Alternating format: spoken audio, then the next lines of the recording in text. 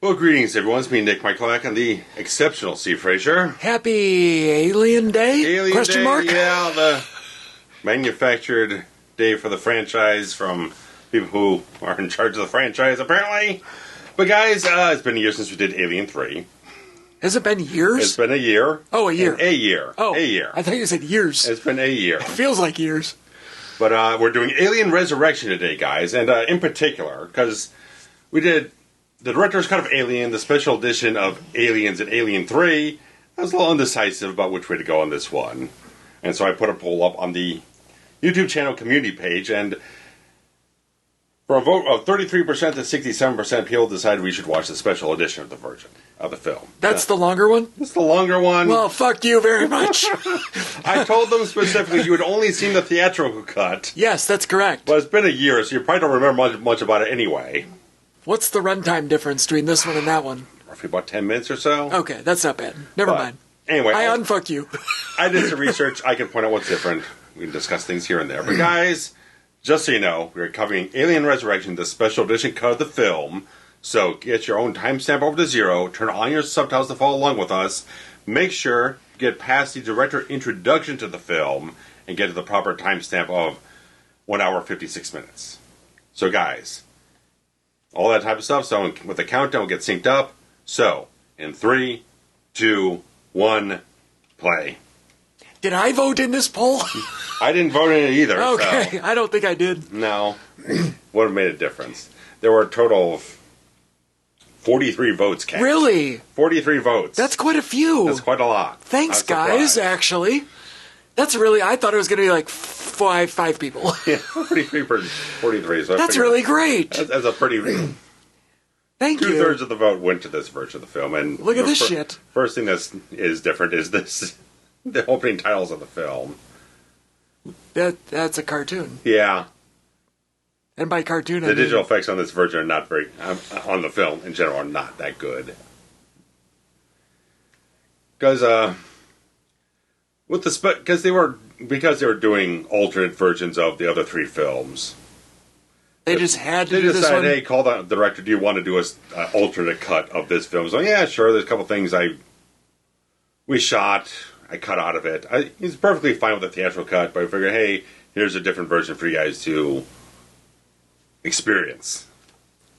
There's no liquid going through that straw. No. Zippo. So, the opening... they could have put water in there or something, just to... I mean, the opening titles of the theatrical cut are a little bit more... what you would expect for the franchise, but this one, even though I don't find it terribly good, this kind of tone, it fits the tone of the entire film, which gets very much like dark comedy, silly type of stuff here and there. What are you doing, sir? Yeah, but you're not drinking out of that straw now, are you? He wasn't drinking out of it before. Yeah, but it's not a great... There's so much about this film that's baffling to me. One, it comes out 5.5 years after the last film. So, what year is this? 1997. So, this comes out a couple weeks before the film we just covered, Tomorrow Never Dies. Okay. So this comes is... out in November of 97. So this is like a Thanksgiving release. Yeah, happy Thanksgiving, everybody. Yeah. You mentioned the Batman sequel coming up. Correct. Shortly. Yeah. That's also about 5.5 years between films. So we're kind of living that kind of gap. But the difference is we're kind of anticipating for that for the last couple of years. Right, we're looking forward. No one was anticipating this movie. They also put out a really good TV show in between to satiate us. Yeah. With because, I mean, 3, as divisive as it was, had a definitive ending, saying this is the end, Ripley is dead. Right, what are you going to do? No one's expecting a 4th movie to come out. They're not anticipating a 4th movie.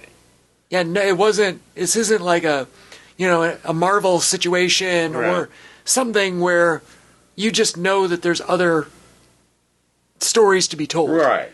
The only story we've had is Ripley's story, so... Produced by Walter Hill. Yeah, he's been on all of the films. He's more of a silent... And anyone who watched the documentaries that put together for these films, like the one for this film, was 3 hours long. I wasn't going to sit through that. No. I didn't have time for that shit. So, written by Joss Whedon. Yeah.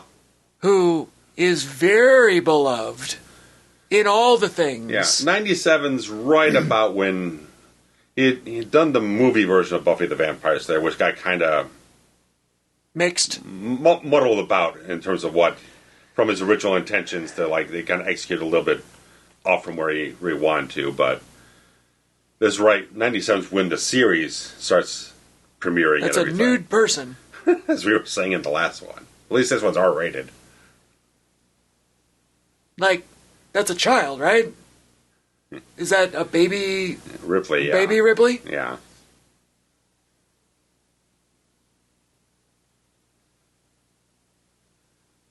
And then they do the time lapse, and now this is the real Ripley? Yeah, aged. Well, yeah, that's what I meant. Yeah. Adult. Yeah.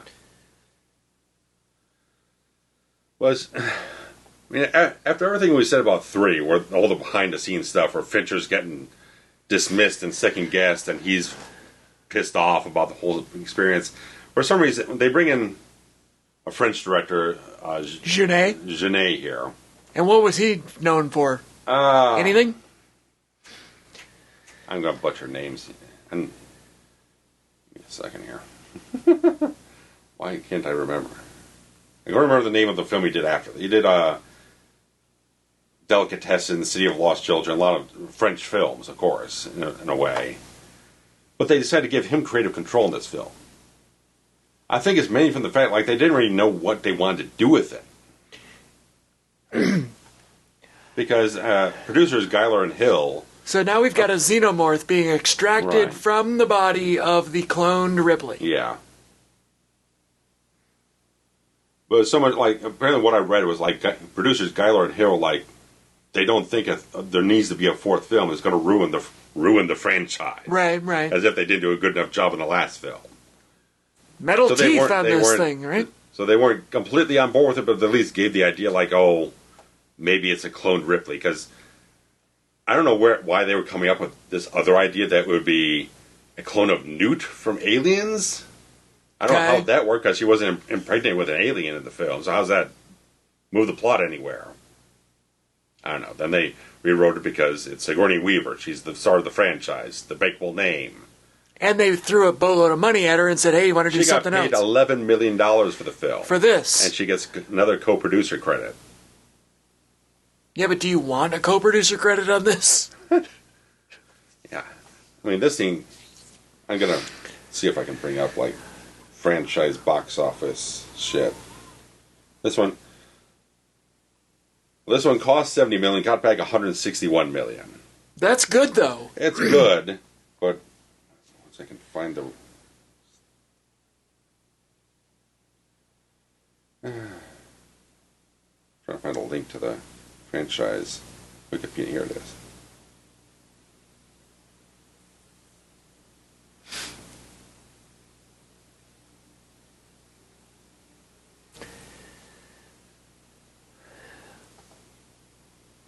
It's already weird. Yeah. Box office performance. For the franchise or for this one? For everything. For all this stuff.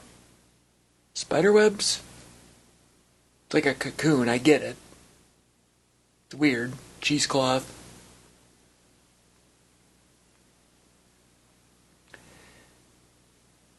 And it's also interesting that they had it in water or something, right? Like, if you're going to clone something, don't you just grow it from child to adult? Like, why would it be in water?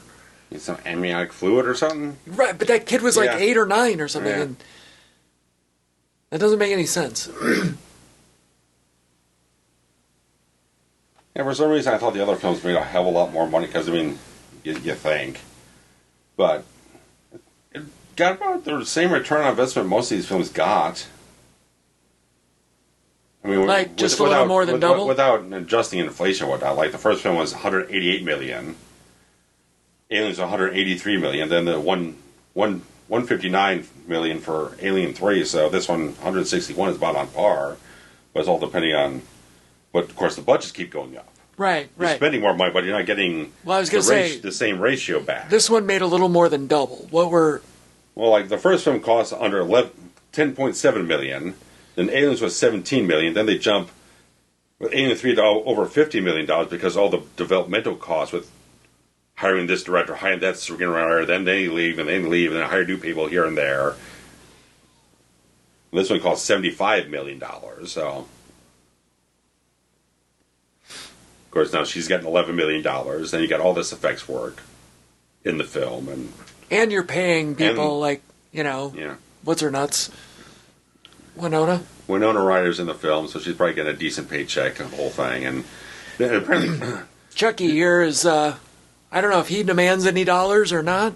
I don't know what he looks for. I mean, what his agent posits, whatnot, but it's also they shot this one in Los Angeles, where the other three films were shot in the UK. So I don't know if that tips the scales in terms of budget as well. What did we just cover that was shot in the same studio as Alien? We just covered it recently. I'd have to look back at what we've done lately. I don't know.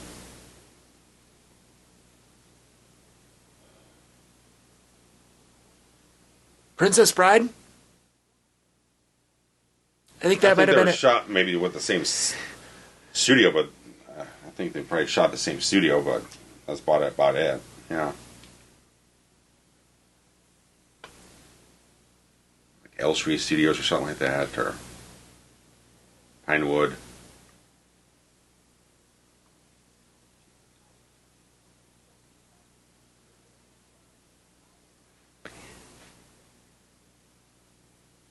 some interesting hair choices in this movie.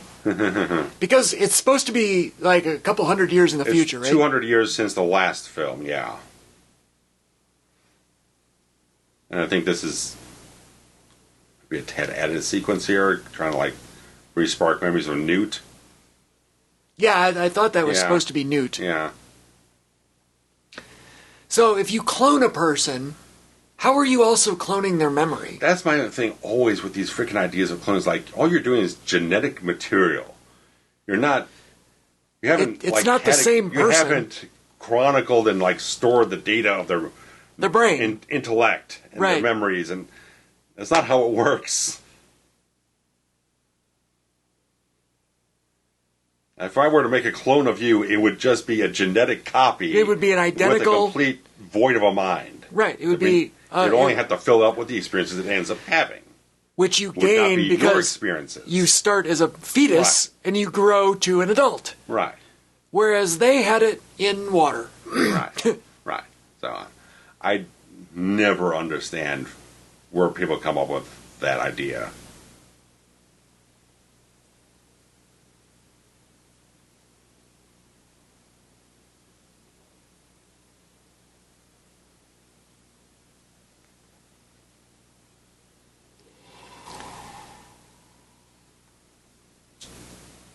And the aliens are real fucking goopy in this movie. Yeah, they're slimy. Yeah, real slimy. And I don't know why they all have metal teeth all of a sudden. Yeah, it's weird. They always had a little bit of a shiny thing, but now they look really chrome. Like silvery, yeah. Like they got a grill on or something. Yeah, good old alien grill. Like, what is this ponytail, Brad?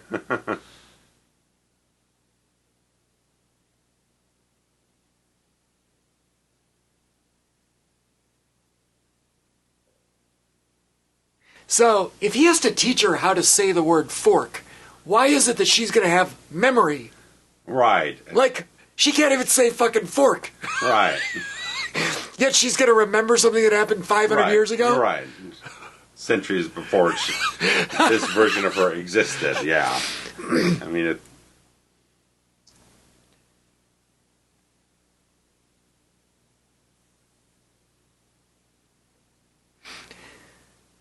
Right. We cloned you. It can't. It physically cannot ring a bell. No, it cannot. This person has a different brain than the other person. Right.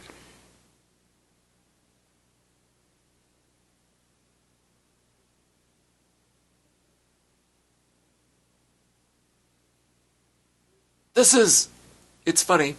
I'm going to make a corollary here. This is the same thing that people do with religion.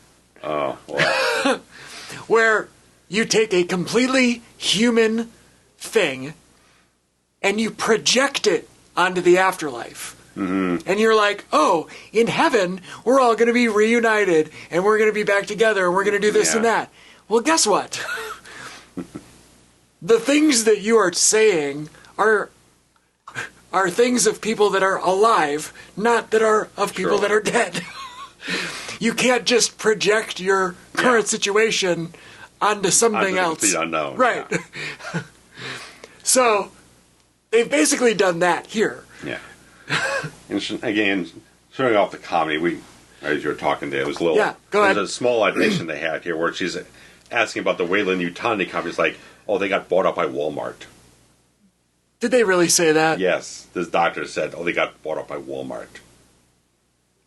They would have said Amazon if they'd known anything. Yeah, that would be Amazon. Well, that's how fast corporate things change. Like, really, you're going to predict, like, Walmart's around in 350 years from where you're making this movie? Walmart was probably the biggest. One company that existed 300 years ago that's still around now. Right. Like, you could think the establishment of the United States of America that exists now. Right. That exists still. It would be like a bank, maybe, or something. But not. It's emblematic of a lot of the writing of the film, where it's just doing things to make a gag out of it. Also, people have clearly no idea how space works and the proximity of things and how long it takes to get there. The United States launched a vessel that in about 50 years ago, in the 70s, that has continued travel straight in a trajectory that if you were to compare it to the speed of light, assuming that it was going the speed of light, it would only be 1 day away. It's literally been 24 hours speed of light, but it's been 50 years at regular speed. Yeah. So don't tell me that people are just planet hopping in any movie, ever.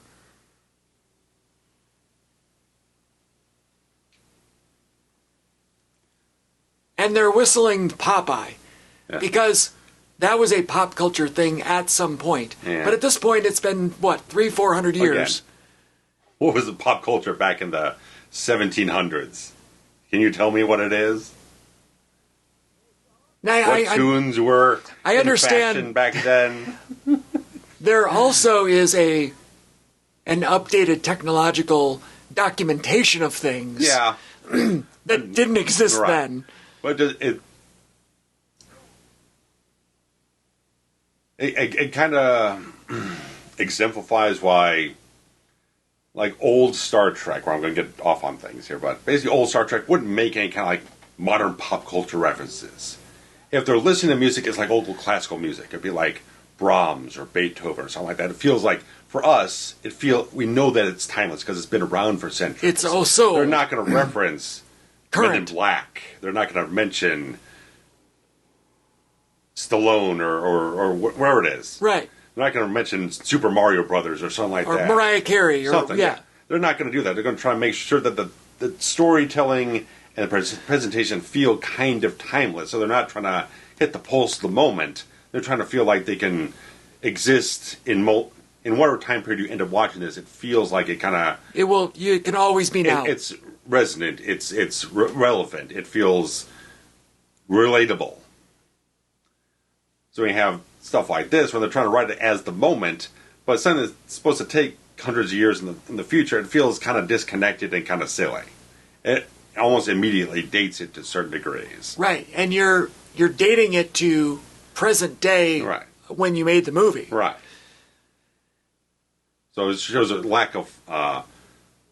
it shows a short-sightedness about being futuristic and trying to think forward. That's pretty hilarious, though.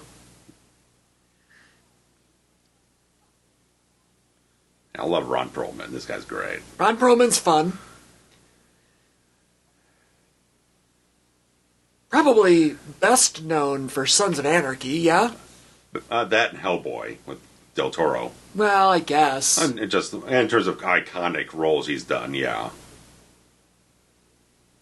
Not that those were super box office successes or whatnot, but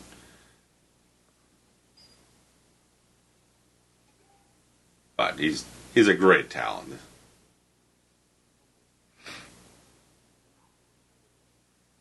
He's definitely got a look to him that, oh, yeah.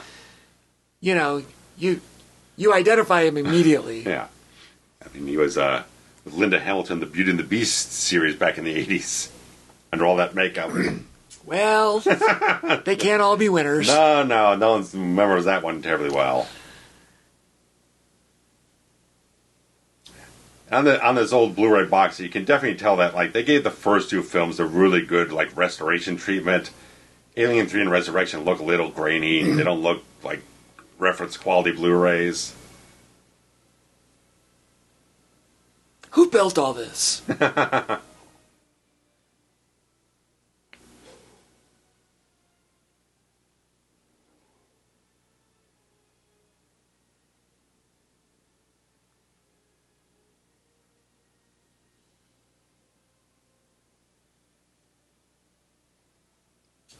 Look at this hero shot. Yeah. It's nice. So these are... I don't remember the plot of why these people have come to the ship. Well, okay. Basically, these guys are kind of like mercenaries for more or less that military needs human test subjects to test the chest bursters and all that type of stuff on. Military of who? Who's military? Earth, I guess. I don't know. We're in charge of this shit show? I guess so. Okay, go ahead. But apparently, yeah. They need human test subjects, so they pay these guys to go out and grab people from fuck knows wherever to use in their experiments.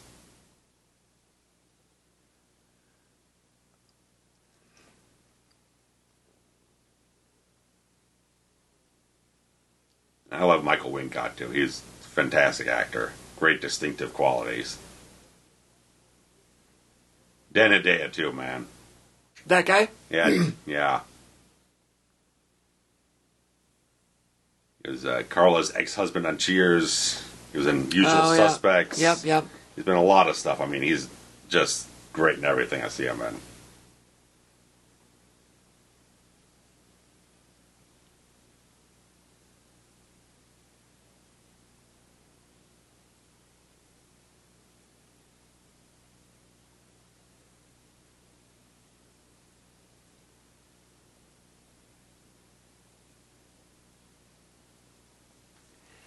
Yeah, I don't know. It's just,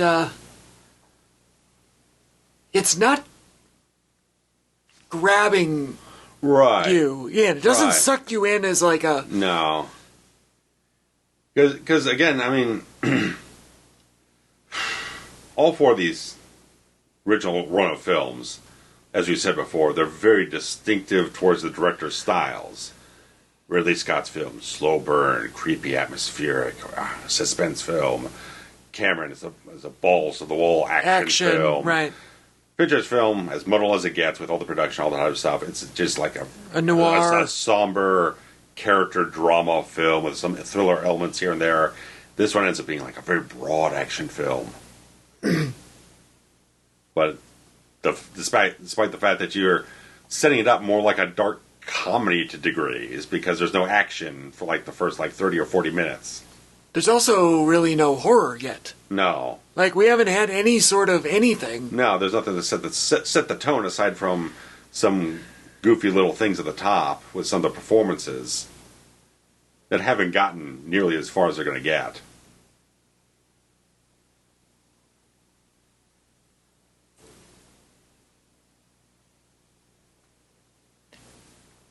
This is like Christian Slater's evil twin. Oh, yeah, Wincott's got a little bit of that, yeah. Yeah. I mean, he was the main villain in The Crow. He was in Strange Days. I had a role in the 2002 Count of Monte Cristo with Guy Pearce and Caviezel. I always liked him. He's always got a good screen presence. And the gravelly voice helps a lot. Yeah, the voice doesn't necessarily match the face.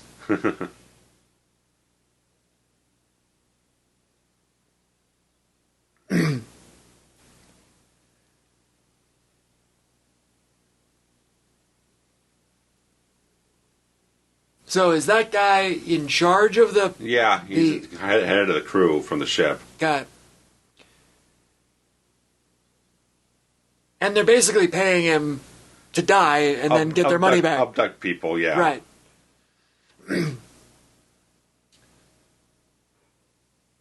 Which, again, it just strikes me as it's like the same fucking plots all over again. It's the same thing. We want the alien to bioengineer a weapon. It's the military involved with things. We want to do... got no new ideas. It really was exciting on that first one when it was just an alien. Yeah. And you didn't know what it was. And... a little subversion with Ash and everything like that. Right. Acting a little suspicious and so on and so forth on behalf of the company, and that add a little sinister edge to the other side of the coin. Which also was basically we want to bring it home and study it. And followed up on by Paul Reiser's character in the... But it wasn't an alien proper. It wasn't a matter of trying to weaponize it. I just wanted it for research purposes. Right. And Paul Reiser's in it was almost like a political kind of corporate cash grab or whatnot. It's like, if I can get one of these things, I can boost myself up in the corporate rankings of whatever the heck I'm dealing with here. Nothing gets by Mario Andretti Freeman. Yeah. But yeah, I know. So they have the people. Yeah. But the people are not in the glass. Yeah. The people are behind the glass. Or are they in the glass with them? Yeah. No, they're like, their heads are inside. Yeah. I see. The head is poking through with the idea that the pod is going to open. These are the same eggs that we found in the first movie. Yeah.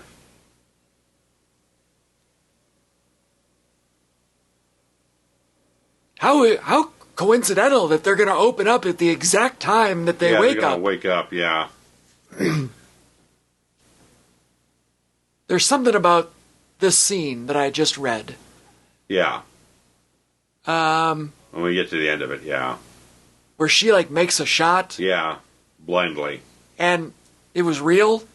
She didn't know that. Real deal, yeah. It was an accident that she made that they were going to edit apparently it. She practiced for weeks on end to do this thing, but when they got to the set, apparently it was a much longer distance for her to do it, and she wasn't sure, but Sigourney Weaver nailed it on the first take. And it's so the reactions are real. Yeah. Basically, because they weren't... to the point where they... at least Ron Perlman broke character 2 seconds after it happened, almost ruined the take.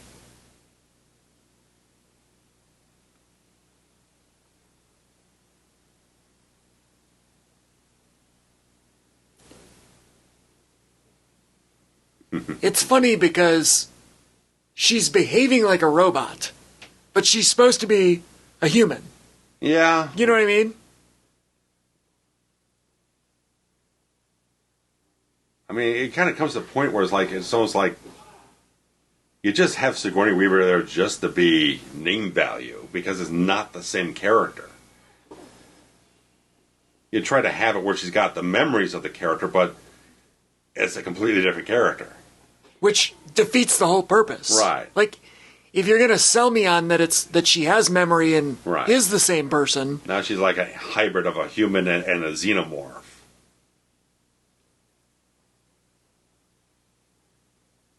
She acts differently. She's got a different reaction. She's got different abilities.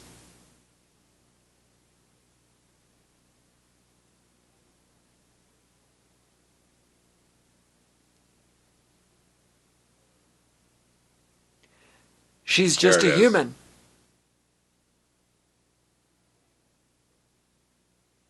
That had to be a cut. They had to cut it real fast.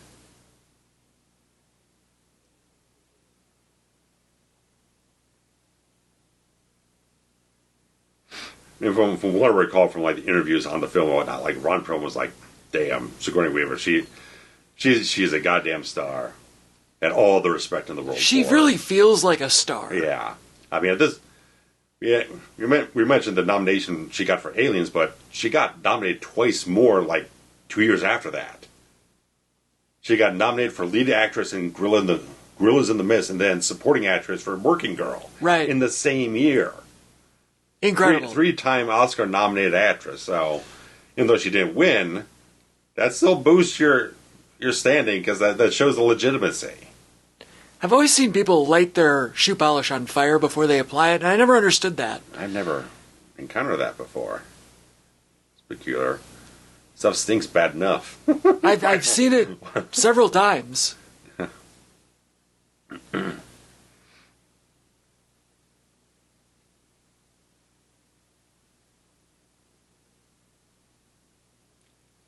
This dude's something else.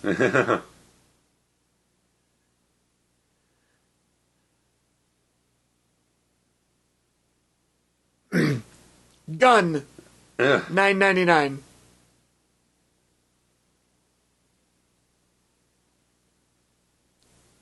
Like, that's not even a good line. No. Like, that doesn't sound natural. No. It's not quite witty enough either. To really kind Right, like that. of define character. That was a line that you could tell was, like, written as a placeholder. Yeah. And it never got replaced. Yeah. And it's also, I'm looking at this film. I mean, photography-wise, it looks good. This is the same cinematographer who shot Seven for Fincher. Okay. And I think he also does Panic Room with him after this. So, solid piece of work. But, like, in terms of, like, design and everything, like, this is supposed to be, again, 200 years after where we left the franchise last, and it looks like it's like 5 days later in terms of technology. It looks like nothing's progressed in 200 years in anything. That is a problem with It's the all same movies. analog future we had from 1979. The problem with all future movies is nobody knows. Guesswork. Right. Nobody knows how to represent the future. Mm-hmm. Because You just have to extrapolate and guess. You have to pretend, right? Yeah. Like, at no point in Back to the Future 2... Did any of that stuff come true? Really? Next to nothing. At no point in Back to the Future 2 is anybody holding a cell phone. No. Because they didn't guess that would be a thing. They're barely into, like, the analog freaking car phones when they were making the film. So, like, yeah, no one's...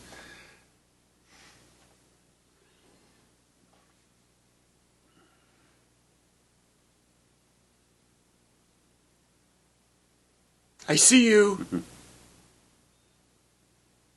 About the only thing Back to the Future 2 got right is, like, you could pay with things with your thumbprint. Yep. But that's on your phone device, and they didn't quite get that, but...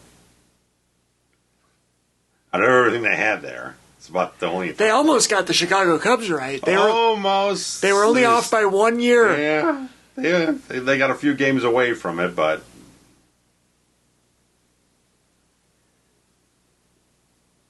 Yeah, just about like... Knife. $749. If you're gonna say it's 200 years in the future, at least do something with it.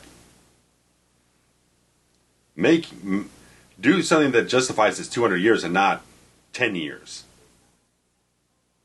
It doesn't really make much of a difference in the film because nothing really comes that much into play that's like it has to be 200 years in the future.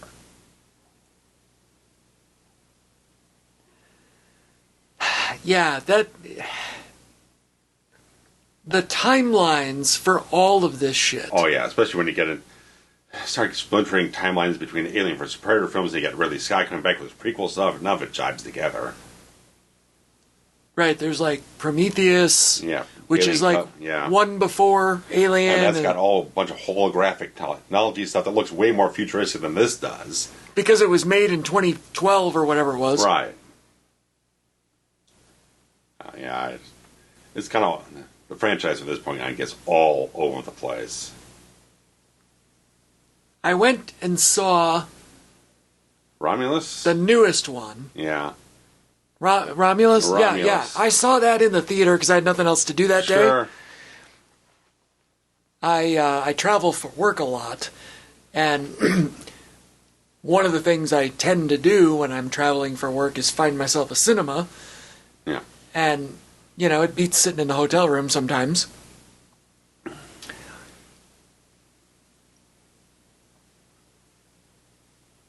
And it was like, okay, fine.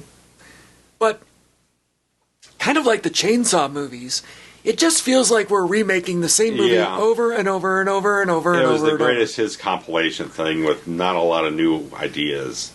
And, I mean, that's so much the... I don't think there's been a great Alien film since 1986. No. Because, I mean, Alien vs. Predator stuff is kind of schlocky. Well, as you know... Nobody's going to defend those films very vehemently. If anybody has gone back and listened to our commentary on Predator, you'll know that I don't love it that much. Yeah. And I remember going to see Alien vs. Predator, the first one, in the cinema, because I think it came out when I was still working there. And yeah. Yeah, it was free. So, and I remember it being like, oh, okay. Yeah. Like, okay, that's fine. Opening weekend, I did not like it whatsoever. Revisiting a few years ago, it's fine enough. It's fine. That's how I felt the first time. Like, how is that possible? You're still a fucking human. Well, she's now got alien DNA mixed up with her. Oh, that's right. She's got the acid blood. Right, so why is the acid blood not melting that knife in half? Right. That knife should be melted in half. Yeah, it should be severed. But yeah, so like you get the Alien vs. Predator is like it's just schlock, it's just disposable crap. Then you get Ridley Scott coming back, Prometheus, and it's divisive film, and it feels like it's like a bunch of like non-committal ideas. Like we're going to posit a bunch of ideas and questions and whatnot, but we're not going to answer any of them. Right. So you try to do something different, but it's like it's not committal, and then you go do Covenant, which is like halfway between him trying to continue that story, but also trying to piece feel like we really want an alien film. So he kind of does half and half, and I still didn't find that very good. And then we just talked about Romulus there, so it's like just either they're in the trap of not doing anything new, or they try doing anything new, but it's not fully formed ideas. And then they got this Alien Earth TV series, which I didn't watch, and I haven't really followed much about, which apparently deals with a lot of other things that have nothing to do with the freaking alien.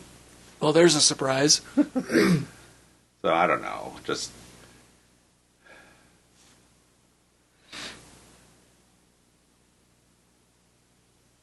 Winona Ryder really had kind of an early start to her career. Yeah. And then... This is her kind of klepto phase. Yeah, she kind of cooled off. That's the thing, is like she kind of cooled off at this point in time. She's not really like early 90s hot stuff. Right. Late 80s, early 90s. Yeah. The Heathers up to like Bram Stoker's Dracula, Reality Bites type of stuff. That's the young hot period. This is kind of like... Was she the one in Beetlejuice? And Beetlejuice, yeah. Yeah, so that was... Yeah. That was like the big start, right? Oh, yeah. I mean, when I was like 30 years late to this party, but when I went to see the sequel to that a couple years ago, yeah, I just had a crush on her. Like, I don't know what it was in that film. So it just, oh my god, I had to watch the first film again just because I got hooked. She's got a vibe about her that's just really did something for me. Well, when she got cast on Stranger Things, that too. It was like, so she's been a little hotter for the last 10 years. Yeah, that was 10 years ago. Season 1. Yeah, so.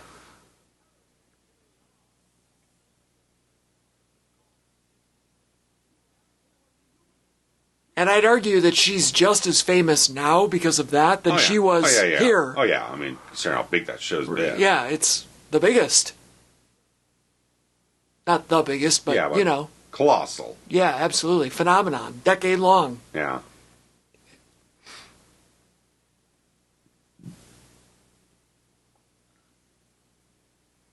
What are we doing? I think they're trying to. The military guys are probably. I think they've been ordered to kill these guys off because, like, well, you're liabilities now because you know about their experience and stuff like that. We don't really need you anymore. Yeah, but we got all our test subjects now. We don't need you now. But I thought they were the test subjects. No. Okay. They were abducting people to be the test subjects. Oh, I see. You needed 7 people to abduct all the test subjects? A bunch of nobodies. And this sequence kind of, again, exemplifies the kind of loosey-goosey tone of the film. That's kind of how I interpreted this scene with the guy with getting the money. Because it's like, okay, we're going to pay you for bringing us these people, but we're really going to kill you and take the money back. Is how I understood it. Yeah, right. And it seems like they went, okay, we're going to do that now. And the soldiers were like, oh, never mind, you're not going to kill us. We're going to take over. Or we're going to fight back, or whatever. And then they're going to go, oh, wait, oh, shit, look at these aliens. We shouldn't have done that. Like, oh, no. Right. Like, it's thin. It's thin. It's trite. Feels like it. By the way, there have been 0 alien kills at this point. Oh, yeah. 40 minutes in. 40 minutes, and we've only had people killing people. Yeah. No aliens. The aliens are still only just about to get loose. They're still in captivity, yeah. Yeah.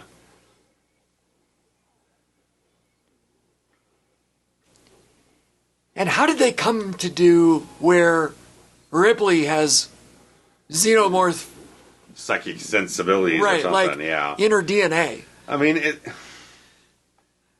it's so much like a couple things we've had before. It's like they just kind of make it up as they go along a little bit. Like Alien 3, like, it won't kill me because I'm carrying its future or whatnot with the alien queen. You don't know that. You're just guessing. There's no precedent to say, yeah, that's something I could bank on, that we have evidence has had before. It sounds logical, though. It sounds logical, but... And I could see making that a plot. Bet on that as a confident thing for the character to say. Not as much. But even then, in that film, she probably slightly has a death wish anyway, so... But, yeah, so all just kind of have to make up the lore one film at a time.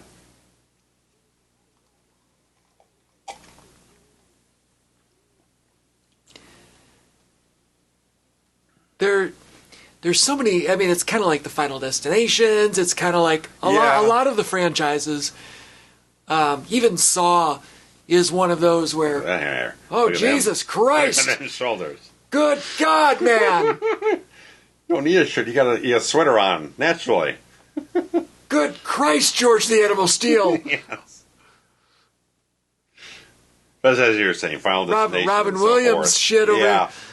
Anyway, even Saw, where like every movie you have to piece together one little something and try to link it back to something, and exhaustive. They're so drippy, like you said. Yeah. The cryo is good. Just like Jason X. Just like Jason X. I said that in the car ride on the way over here. Yeah. Jason X had a better sequence, though, than that. I mean, that was good, but... Yeah. God, we're not even in the midpoint. Yeah.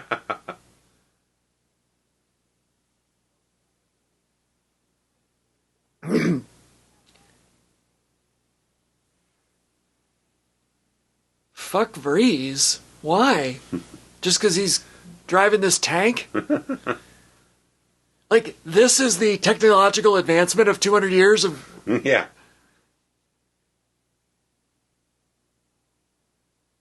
Like, it should almost be like a hover something. Like, make it ridiculously advanced. Right. Voice command, I don't know, something. Something, yeah, just...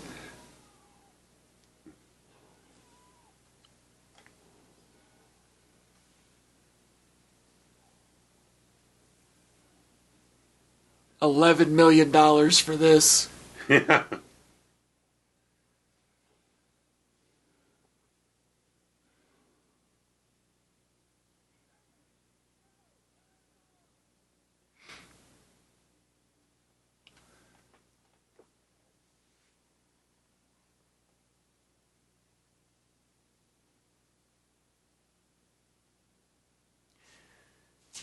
So, Brad Dourif is the one that accidentally let them free, right? Like, the aliens were killing one of their own to use the acid blood to break out of the entire chamber. okay, I was slightly... But he is a kook in the film. I was under the impression that something he did is what made them... Well, he did keep hitting the liquid nitrogen or whatever it was. Right. Kind of to taunt them. Yeah, the CO2 or whatever it was, they kind of punished them or something like that. Oh wait, now she's got superhuman strength? Right. I mean, it's just... Like, what the fuck?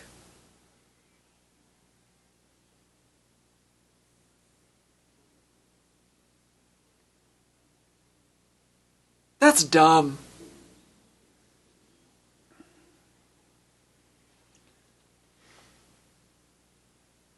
I don't like it. Now here they did a setup and a payoff where they dropped the knife earlier and he didn't know. Now that's a good... Yeah. I like that.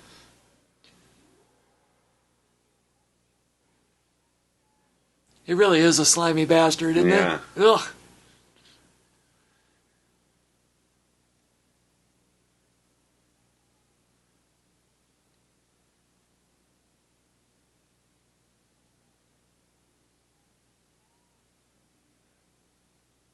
That looks pretty good. Mm-hmm. That was creepy. I like that. Yeah, we're going to get some visual effects here. Well, still though, I mean, they're going to look a little less than fantastic. It looked kind of like a spider or something crawling in. Like that was creepy. It was good.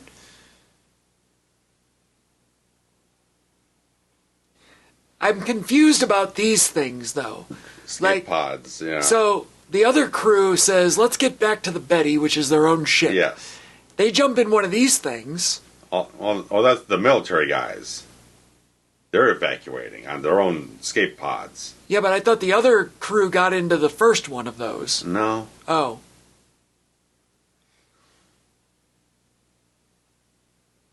Because they all got in, I thought, and said, "Fuck the wheelchair guy."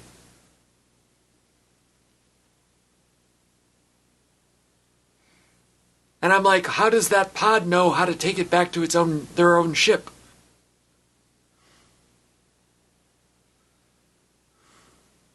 Goofy. But I guess not. I must be no, wrong. They're on their way back to the ship. You got to have people crawling around in corridors that all look exactly the same as the first movie. Yes. With their octagonal doorways. Yeah.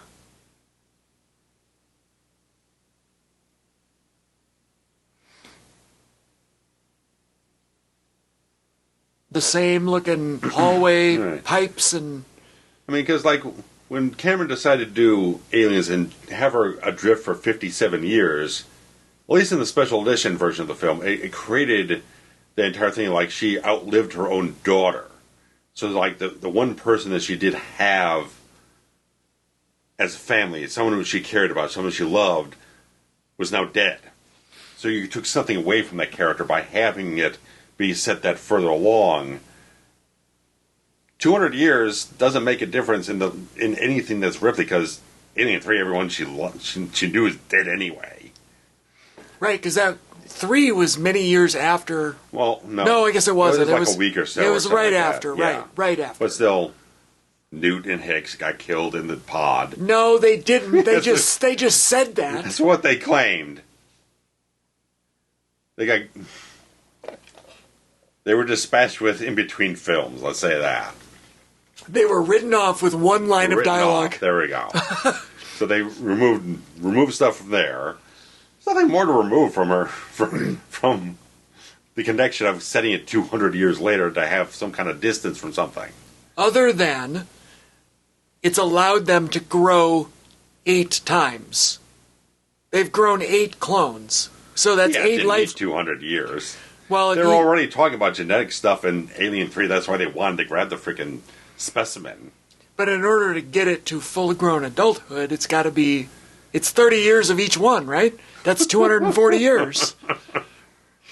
I don't know. It's just... Just because you're a genetic clone doesn't mean you grow faster. Right. They showed you there was a child in the one. That's got to be number 9, or that was number 8 before it grew up. Whatever the case is, like there's so little in this one that actually justifies the idea of certain things or the existence of the film itself. Yeah, everything is happening just to happen. Yeah.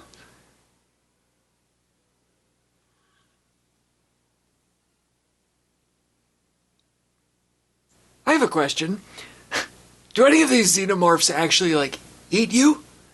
Yeah, and there's so many things you could explore about them. Like, why do they just go around killing people? Right. Like, what's the mythology behind that? What do they eat? Do they eat them? I mean, the original idea in the first film with that extra scene that got cut out of the theatrical cut where they have the entire cocoon and everything like that, where it was kind of like taking the genetic material to create more eggs was the kind of the idea of it. Right, procreation. Yeah. Right, but you still have to. But then you still it have just to eat becomes to sustain the monster life. just needs to kill people because it has to be a body count.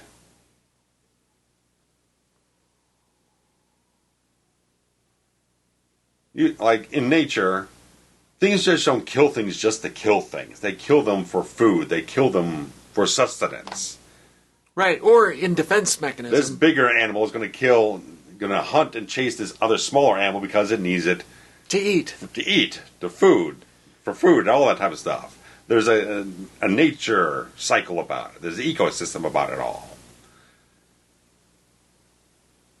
There's like the alien's a beast. It needs to be scary and needs to kill people. That's the entire idea behind it. And it needs to have running water coming out of it at all times. Oozing all the time. So, I mean, again, they gave this director complete creative control and, like, again, probably just felt like, whatever. We don't have any ideas behind anything, so just go off and do whatever, because we got no better ideas about what to do. So it's the complete inverse of what they did with Fincher in the last film, because now, like, oh, now it's a franchise. We got to bake on the franchise. We got to do all types of stuff. Even that one, they didn't know what the fuck they were doing from one moment to the next. They kept second-guessing every person that came on the film, writing this draft, writing that draft, throw it out, fire this guy, hire that guy. And I was like, oh, we just give up. Here, just take the film, do whatever we want with it. At least this one isn't shot the same way that 3 was, where everything's from the ground up. Oh, yeah. God, that pissed me off so bad. Everything's off axis and everything. Like, we're actually... I mean, the camera work is definitely more in your face altogether. Yeah, but at least it's at eye level. Yeah, you can actually... You feel like an equal. You got close-ups, you got people acting towards camera. Nothing is shot from the cameraman's knees. Right. Yeah. Whereas the entire 3 was that way. Right. Like, they crawled around on their belly filming the movie. Right.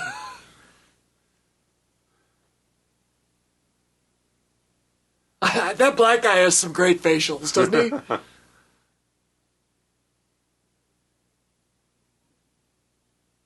Nobody raised their hand to that?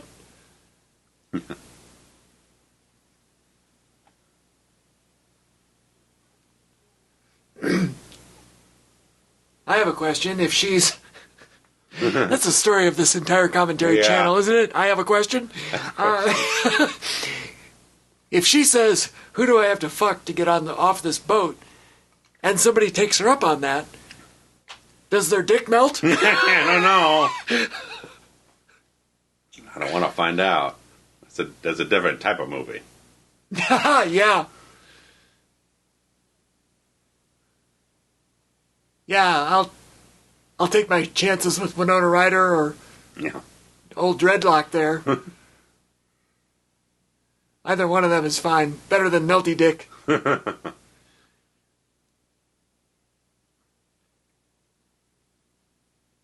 Not Perlman, though. I don't want him. Oh, yeah, take the grill off.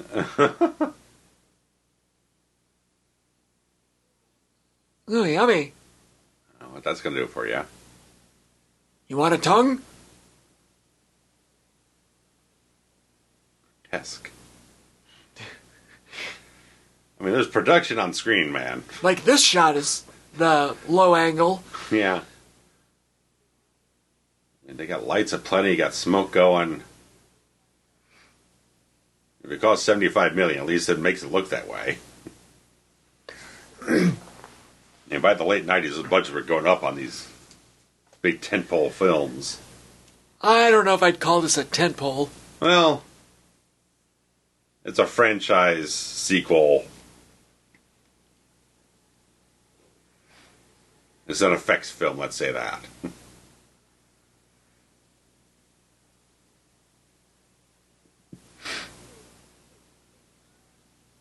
There's another stupid line. Yeah, there was, like...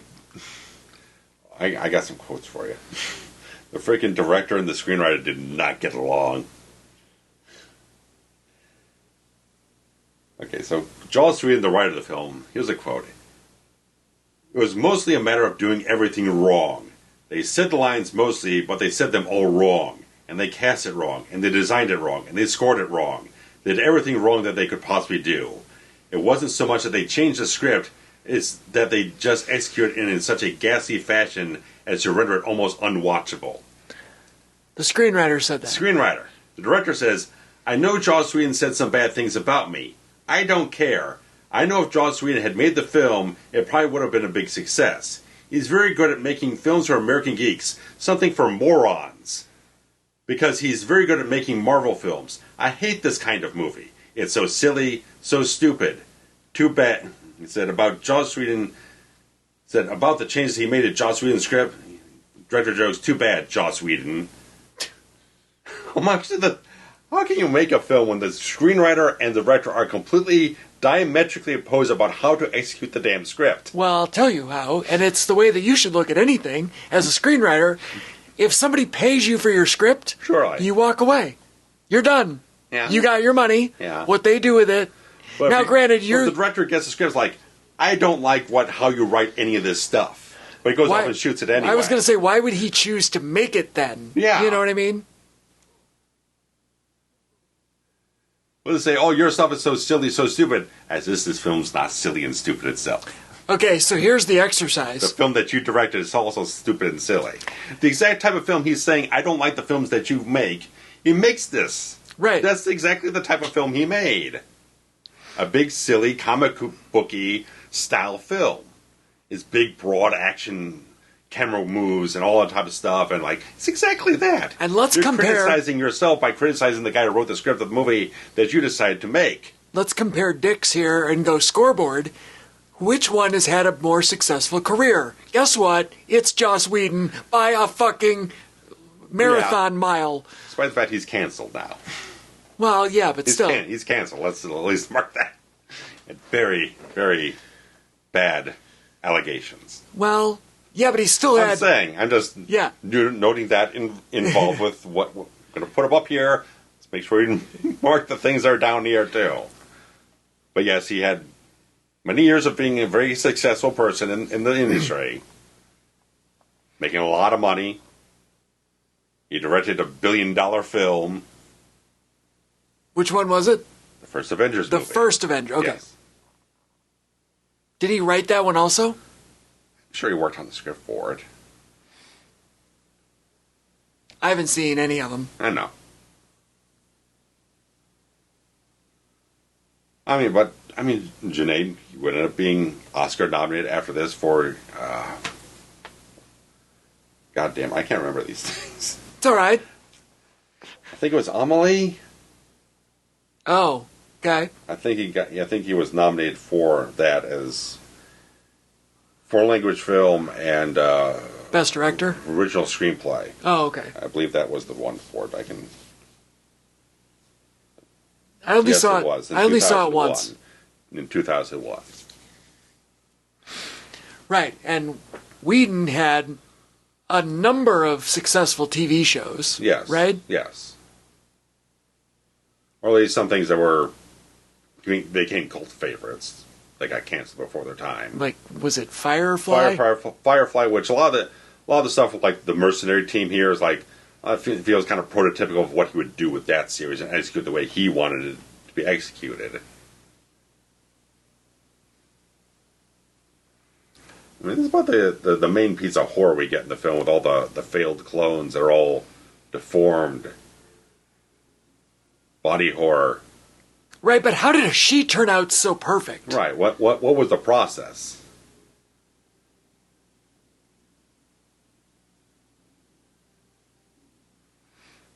I understand that maybe it was something went wrong. Right. But these are all so far removed from the end game, because this Ripley here looks identical to the Ripley from the first movie, right? Because it's the same actress. Yeah. But how these experiments are all like freak show. Yeah. Twisted versions. Twisted. Mutated of sorts.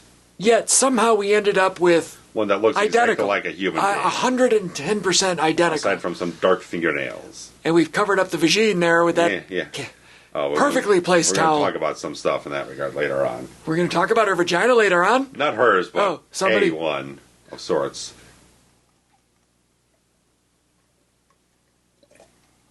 Look at all that armpit hair. Yeah.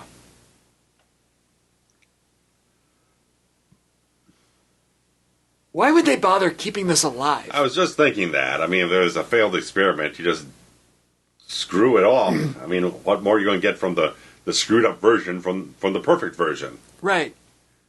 This one failed. You don't need it no more. And it's give also you what you need. It's also an adult. You didn't know that this was a failed one before this? Right. Where's the logic in this? I mean, I didn't note that they said anything like they had accelerated aging or whatnot. It's like, to your point, saying like, usually like, well, if it looks 30 years old or 40 years old, it would take that long to grow it. Right. Hence why it's 200 years later. Right.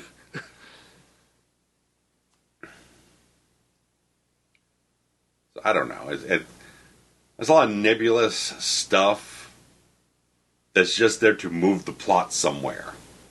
And that's kind of... But it's not... kind of the worst idea. Like, here's where we want the plot to go, so we just have to manufacture all this stuff to fit to where we want the plot to go. Instead of, like... Right. Develop the concepts as of the opposed story to and the characters, and have that kind of dictate how the plot should unfold. Right. Like I always say, this happens, and because of that, the next thing happens. Right. And because of that, the next thing happens. Right. Whereas this movie is this happens, and then this happens, and then that happens. Yeah. There is no because. And you know what I mean?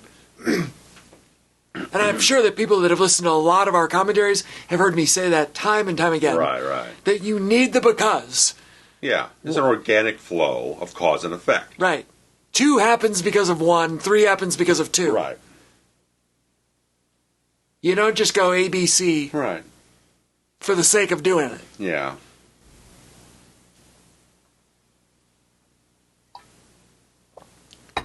And it really felt there like, ooh, how about we have a scene with all the deformed Ripleys? Yeah. Like, we're brainstorming. Idea, and you go, oh, that's a cool idea.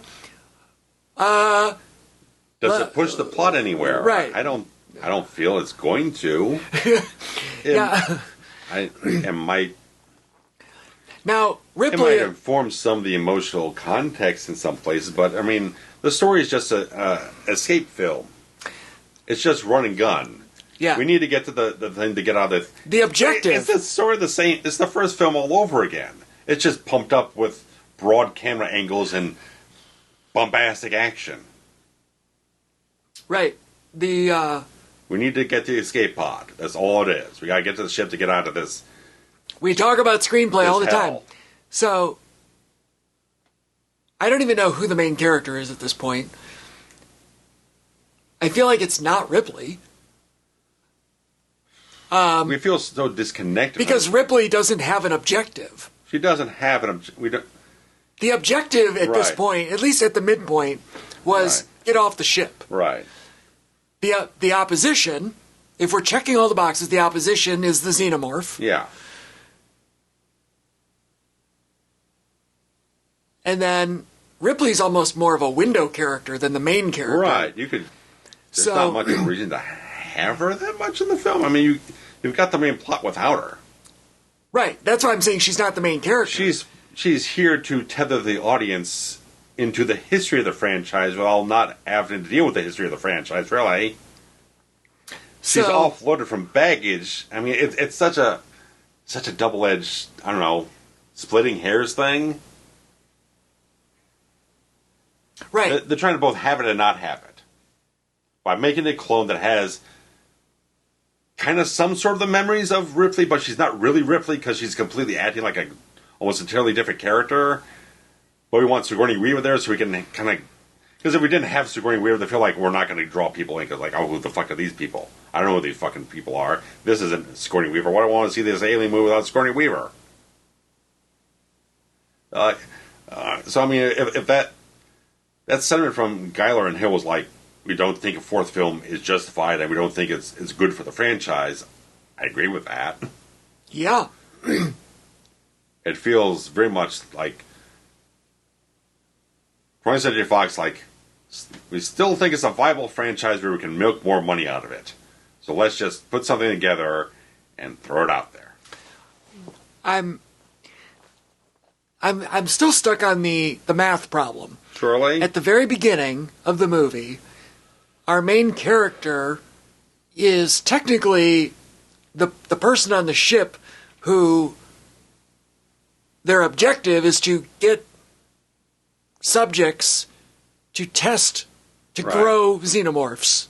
But they already had grown xenomorphs as it was, like 20 minutes into the film, before they even impregnated the people they brought on board. Okay, so fine. If that is your just existing circumstances, right, then let's say the main character is the guy from the team that brought in the people, but what's his objective then? Right.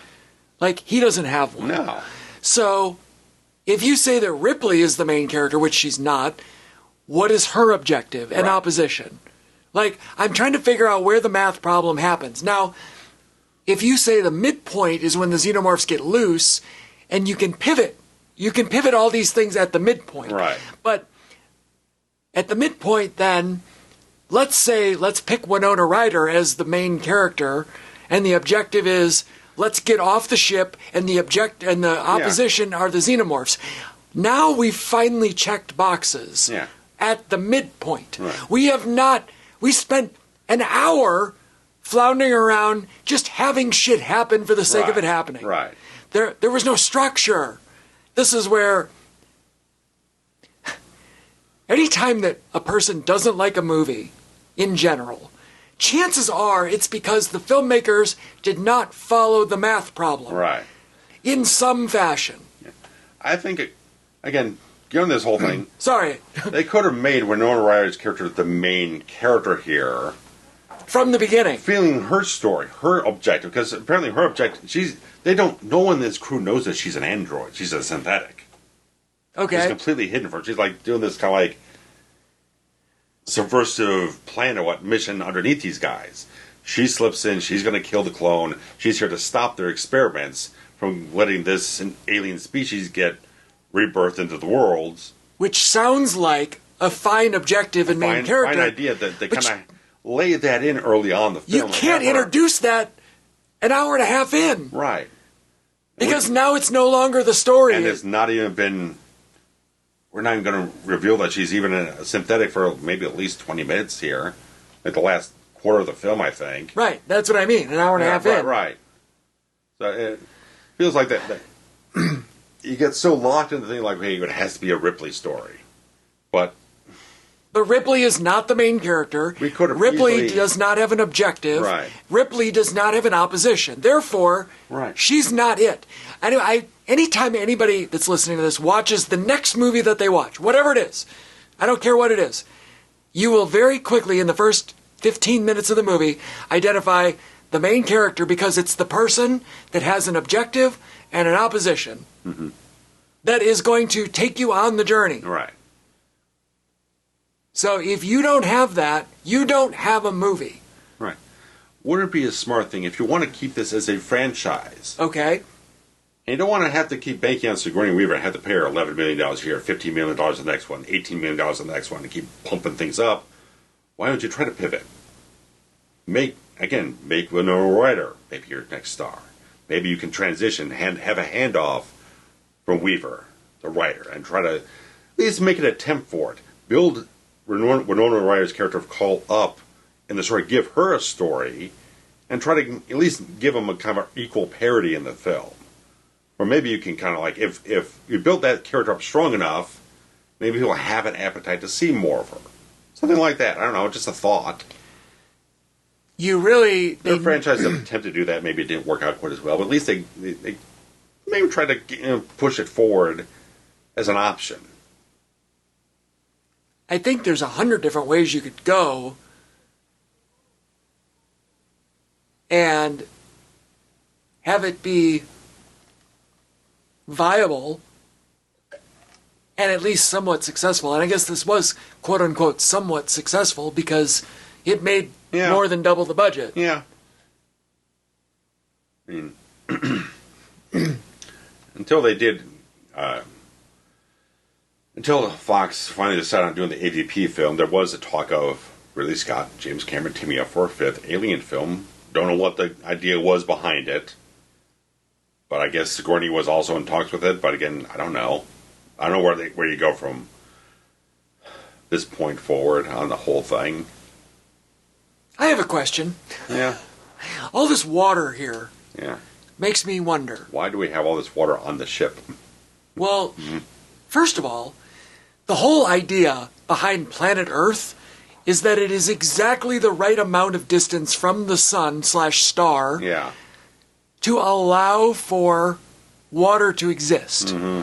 Once you go beyond to, say, the moon or to Mars or to the next Jupiter, one, Saturn, none of them have water. Right.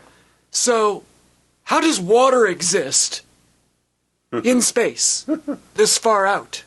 How is water? This water isn't a thing. Yeah. It'd be so cold. Well, I mean, they're still on the space station, where the heck it is. But just the fact that, like, right, why is half the ship flooded with water? Water isn't natural to there. So, did they import the water? It would have to burst out of some water, but do you have a giant tank with water, and why is it overflowing to the rest of the freaking half the other ship? Because it's just a nice idea for an action sequence. That's why. There's not running water on Mars or anywhere in space, anywhere. Right. Water doesn't exist. I'm just saying in terms of, like, they have a space station here, or wherever it is, a vessel, space station, something like that. You could have water there just for the purposes of what humans need water for. Right. But why is there this much water leaking out on the whole friggin' place? Where'd it come from? It has to burst out from somewhere, which means it has to be held somewhere where it can't contain the overflow. I don't know. Just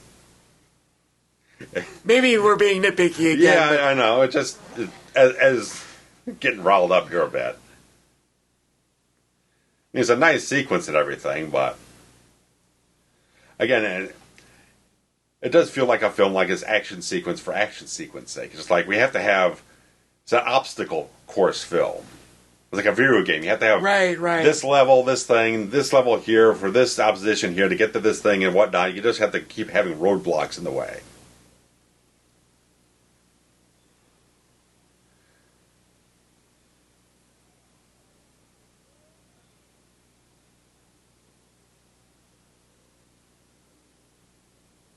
So these, like when in Aliens, when they're constantly getting a little bit picked off here and there. When they get splashed with acid, or someone gets grabbed here or there, or they get successfully in each sequence, they kind of whittle down the volume of characters in this whole in that whole film. Same with the first film, but just as an allegory towards an action film, and had that kind of obstacle course of different impasses in your way. That one, you got a big cast, you can kind of slowly whittle it down to the bare essentials, so you can continue to elevate the threat. The more people get picked off, the less of you there is to fight, and the more intimate the danger kind of gets. The closer in it is on it. Get down to the more core characters you really care about. We get away with the fodder and everything. Now there's more tension with the people you really care about in the film. But for most of this film, almost all. I think maybe there's at least a couple of these people still alive at the end of it. I know there's still a few of them that get picked off here, but I don't know.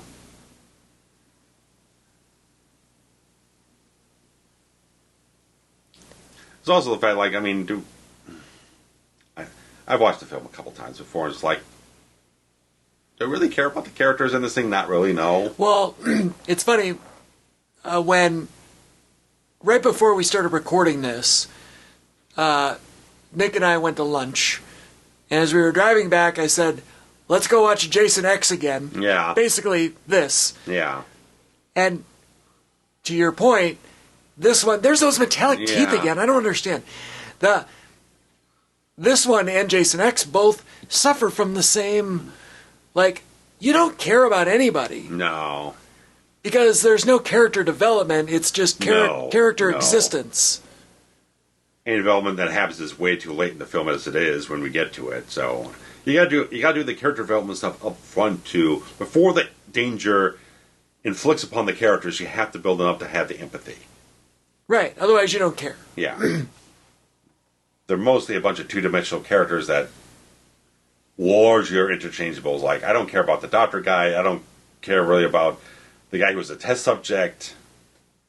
There are just no two ways about what I care about them.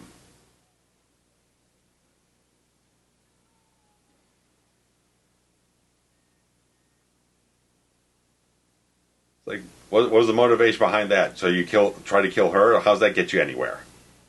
Yeah, you all have the same objective. No one here is working against you.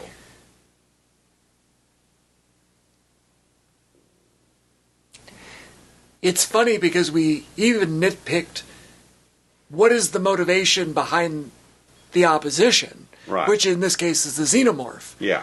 Like, there's an old thing in the screenwriting business that says that in theory, any good screenplay could be rewritten from the point of view of the opposition. Right. So, like, I don't understand what the motivation of the opposition is. Yeah. And I get it. Like, when you watch a movie like Halloween 4 or Friday the 13th Part 6, like, all those movies are super fun. Just really mindless villains, yeah. Right. And those are not the kinds of movies that we're talking about. Right. And this one really isn't either. This falls into that same thing, right? Yeah. Like, we're not expecting high art. Right. But from a logic standpoint, there are so many things that don't make sense that it makes you question even the ones that slightly do. Mm-hmm. And you're like, what are we doing? Right. I mean, as so many of these franchises get, especially like the horror-related ones, like, they just get kind of thinner. They get so far removed from where they started. Like, Alien is such a master class of suspense and artistry of doing all of that type of stuff, and it's got so many layers of atmospheric type of thing. Like people can really go at that film, really kind of analyze it in so much detail and everything like that. Well, or you go back to original Elm Street, or you go back to Halloween from '78, or various other things like that, and they just slightly deteriorate over time. Whereas, like, now it's just kind of a mindless action movie with little to say for itself. Okay, but here's the thing. Let me go back to the two that I just referenced. Sure. In Halloween 4, we introduce Danielle Harris. Danielle Harris is a character that, as you're watching it, you are in love with her character. Mm-hmm.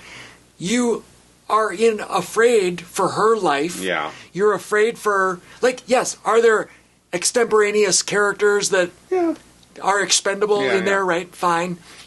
But, like, obviously you have Loomis, who isn't great, but he's a character. Yeah. My point is that there's enough heart and you care enough about at least one person. Yeah. And at least in Halloween 4, you're at least given a motivation why Michael's doing what he's doing. Sure. This is the daughter, Jamie Lee Curtis's character, And for whatever reason, that's a motivation for him to get up and go and try to hunt someone down. It might not make a lot of sense. Whatever his psychosis is. But it makes sense to him. And Loomis is trying to fill in the blanks of why he thinks he's doing this. So at least there's positing of motivations. Okay. And then the other one I said was Jason Lives. Okay, so here you've got characters that there's a little bit of dramatic irony in that. Yeah. And doesn't take itself too seriously. It does not. But you've got characters who are witnessing their friends die off. Yeah. The cops will not believe it. Yeah. You've got a camp full of children that you don't want anything to happen to them. There are enough elements of, characters are actually defined. Yeah. Is step one. Define the character. Defined, nicely cast. And then put them in a situation where smartly directed. Where you kind of care what's going to happen to them. Yeah. How many of the characters in this movie have been clearly defined? Maybe that guy. Yeah, in the wheelchair. Just from his performance alone, yeah. The wheelchair gave him a character. Yeah. Right? And he's got a facials personality and that, yeah. Perlman has a character. Perlman is Perlman. He's just giving it his all in the whole thing. He's just Perlman all the time. Yeah. Which is fun. Charismatic and boisterous. Up until right now. Yeah. Nobody really cared about Winona Ryder. No, because we didn't know anything about her.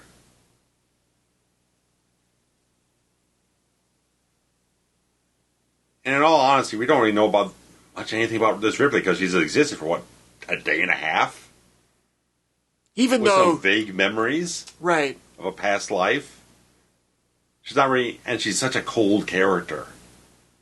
I mean, she is literally an alien to the audience. Which is counterintuitive or counterproductive to the whole reason that you have her here to begin with, which is to make everyone go, oh, it's Ripley. Create that empathy you have from previous films. Her going through that journey and what it costs her and what she feels about it and everything. It just... Again, it's... It's a circular logic that doesn't... It never catches up to itself. It's a little bit of the Highlander syndrome. Like, the first Highlander is a closed-off story. The story is definitively over at the end of it, but now we want to make sequels. So we got to create a bunch of bullshit to work around the ending of the first film to just make more films with that same character again. And they're about as dodgy and silly as making a clone of Ripley off of some material from 200 fucking years ago that somehow you picked up that both had her DNA and that of the freaking alien, despite the fact she got plunged into a fiery abyss and got incinerated. Where'd you get it from? The follicles in her hair that she shaved off? Yeah, it's very questionable. When she was in hypersleep, she was like out of hypersleep for 2-3 hours before she shaved her hair off. You think... the alien DNA grew into her hair? It's all really shoddy. It's about as shoddy as the alien egg being on the freaking escape pod of the freaking Sulaco in Alien 3. Trying to say, that's... No! The thing was on the dropship. They got out of the dropship, out of the hangar bay, went into the EEV, and that got ejected. So how the heck did that get to there? It doesn't exist. It didn't happen because it can't happen. Right. This is just a whole bunch of horse crap.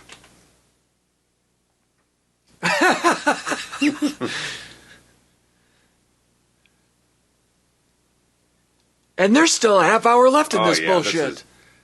This should be 90 minutes. This movie could easily have been 90 minutes. 100 minutes tops. At a stretch.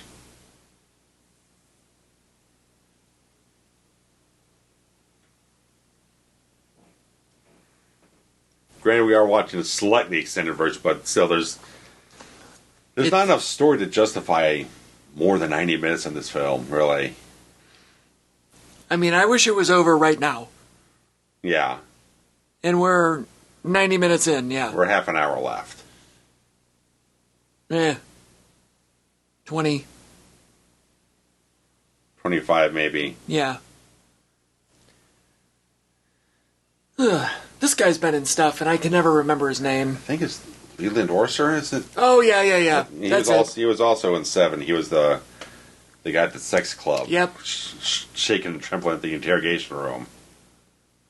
He's a solid character actor. He had that prosthetic penis knife thing on him.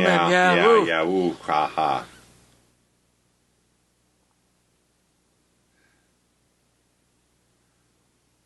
How'd that get acid burned off?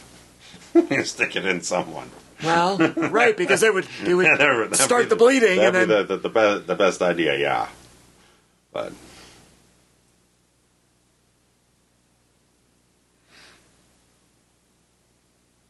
yeah, I guess at this point, let's say the movie starts at the midpoint, which it kind of does, and now Winona Ryder's the main character, and the objective is get to the Betty and escape. Mm. Well, now we're at the midpoint of the second half. Yeah.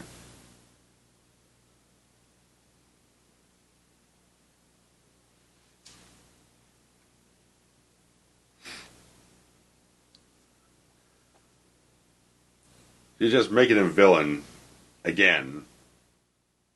That he wants to escape on his own and fuck everyone else off. I don't think you need another villain. He's not Carter Burke, Paul Reiser from Aliens. He's not that level of quality of a character. Well, that was also a different kind of villain. Yeah. It was a freaking spineless weasel. Like, in that case, you could say that he was in opposition, but that opposition also had his own objective and his own opposition. Yeah. Like, again, the math formula lines up in that one. Again, this thing, they both have the exact same objective. Get off the fucking ship filled with the xenomorphs. Like, what are we circle jerking? How does betraying these people who could help you get to where you want to and fend the other xenomorphs off benefit you by trying to screw them over? Right. You're on the same side. Yeah. It doesn't make any sense. Unless there's another objective to have them, I don't know, some other fucking thing for them, I don't know. Like, the enemy of my enemy is my friend. Right? So until we get out of here and we have different motives and agendas after we get off this thing, fine. We all have to get off this fucking thing. Let's work together and get out of here. Step one, right. It's the stupidest thing, like, we all have to get there, like, and there's all these fucking monsters running around, killing people, whatnot. I'm gonna go out alone. Fuck you. So, here, they're exactly explaining everything that we said before. Winona Ryder just admitted that her objective was to kill Ripley. Yes. So, had we known that from the first 10 minutes of the movie, then we would have cared about Ripley, we would have cared about Winona Ryder, and then when the aliens get loose at the midpoint, when you xenomorphs, whatever, either way. Like, there you go. Now you have a change in objective because the thing you were trying to kill has to become your partner to escape, which is your new objective. Yes. That's the movie. Yeah. You said you could easily have parallel storylines from Ryder's character and Weaver's character and kind of have them cross paths and shoot off in the same direction. Now, it'd make more interesting story if you had both their stories, but it's just so much kind of no one's story. I do remember a line of dialogue where Ryder tells Weaver that she's a clone, and Weaver was like, I don't believe you, or something. So there's where the glass jars of mutants is what tells her that was, like, true. Mm. But that becomes more effective. But we've already revealed so much before that even happens, like, of course she is. Right. We showed her, the opening scene was them pulling an alien out of her. Right. And the acid blood and all the other things going on. Right. And again, another addition they had here just a moment ago is like, okay, she's talking to Ryder's character, talking about this young girl I knew, but now I can't even remember her name. Talking about Newt. It was like, okay, you kind of do and you kind of don't remember her. So what does it make any difference whatsoever if you don't clearly remember the history of the character? Right, like, the story is, maybe I do, maybe I don't. Yeah. That's not a story. That's not... Unless it comes to a point where everything kind of, almost like a Born Identity type of thing, all the stuff kind of floods back to her. It changes her trajectory in the film. It can't come back because it's not the same brain. Right. So it's all, again, another nebulous concept.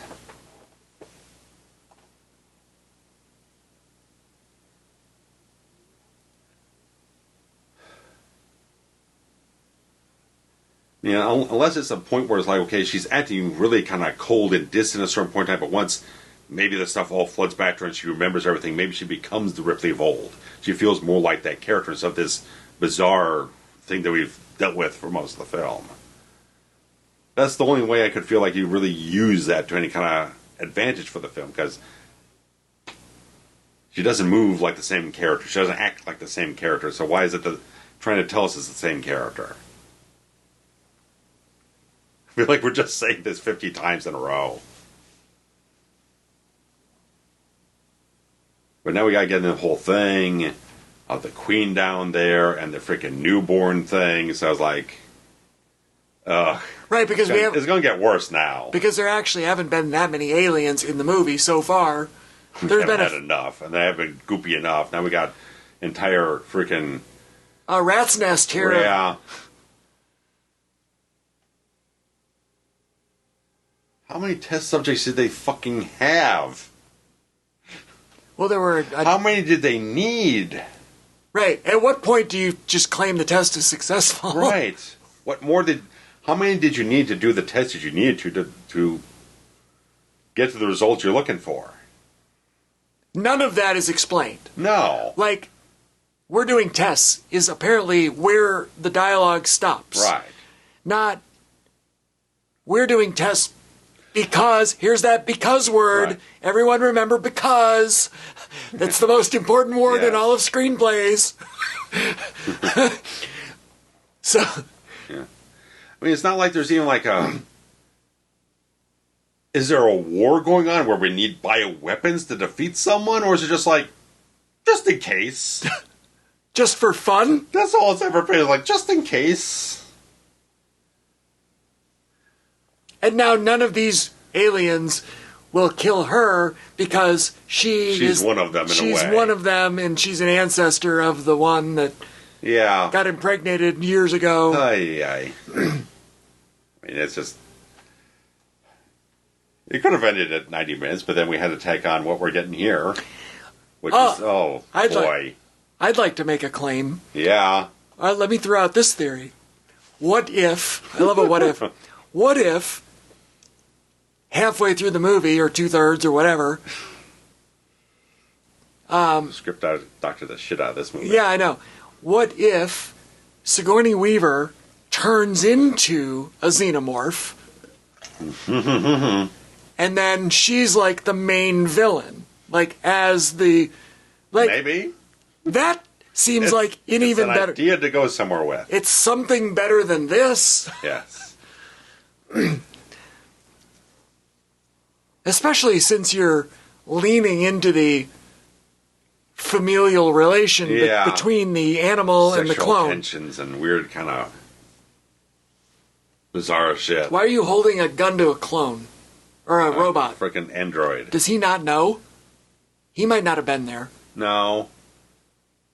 But again, he's still fighting with the same people who are trying to all get out of this fucking place. What's the freaking... What's the objective that's different from these guys?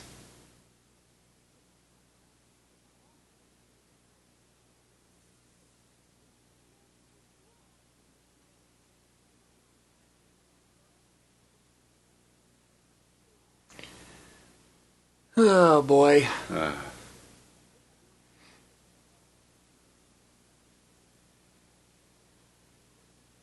Uh-oh.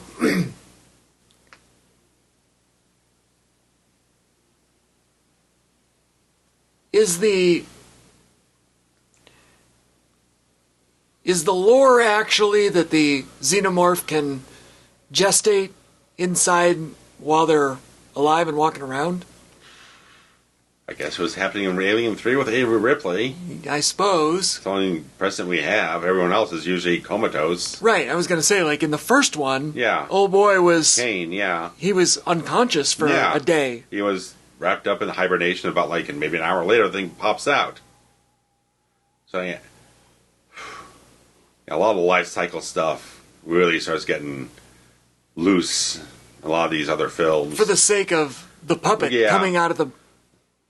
For the sake of playing the film however we want to. Dourif again, now he's gooped up. Yet he's still reciting scientific facts. Right. To who? That guy? Her on the left?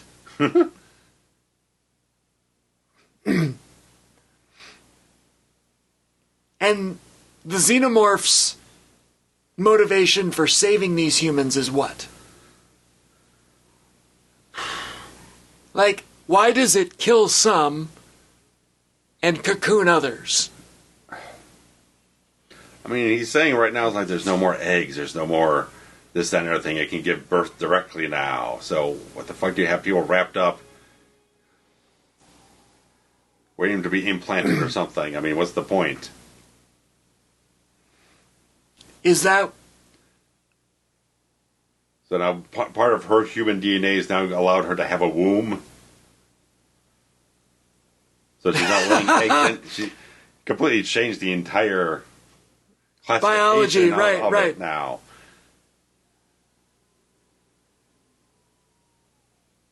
Right, so now she can give live birth. Yeah. Yeah.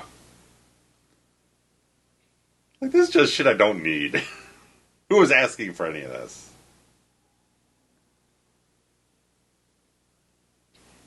And this queen is... The one birthed out of Ripley, yeah. That they excised from her at the beginning of the movie? Up for, yeah. That was just a day ago. Yeah, exactly.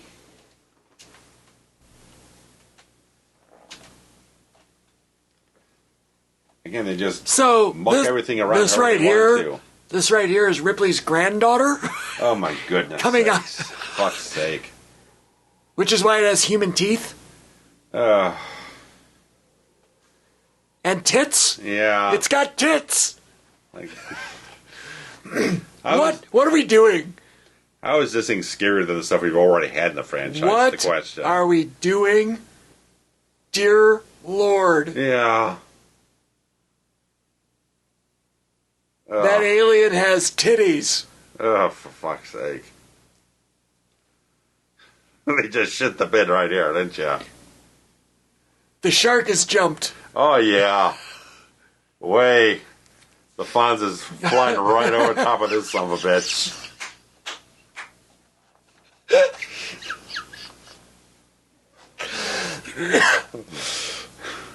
And then the baby kills the mommy.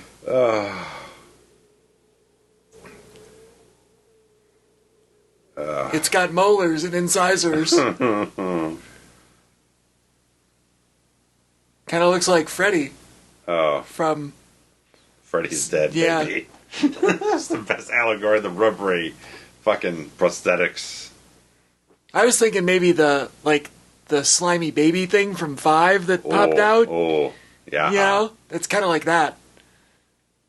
Yeah.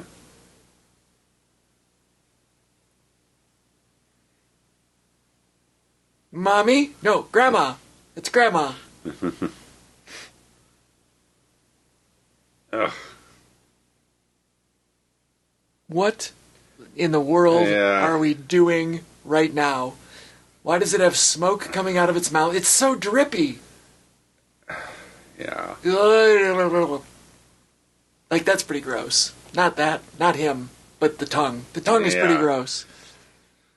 Fucking Gene Simmons.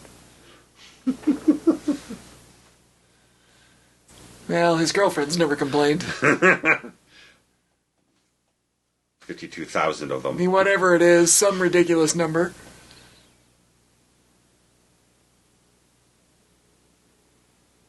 whatever number he claimed, I think it was ended up being an average of more than one a day. So I don't know who to believe. Gotta get up to 6, 7 figures. Populated half the world by now. Yeah. We're all just clones of Gene Simmons, or not clones, descendants of.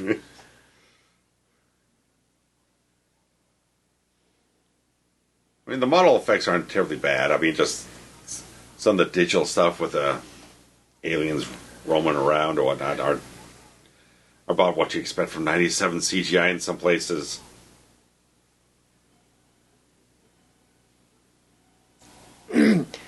So, it's funny, because I was obviously, this was my first holiday season working at the movie theater. When this came out. Yeah. And I have no memory of it whatsoever.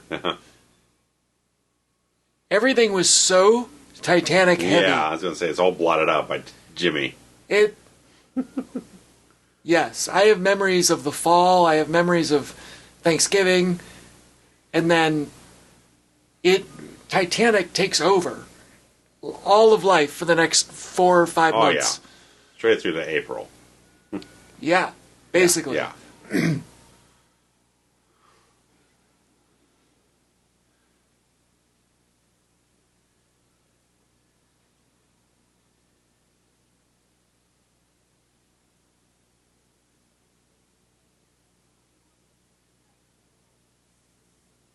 What does that mean? Like, that's not a good line.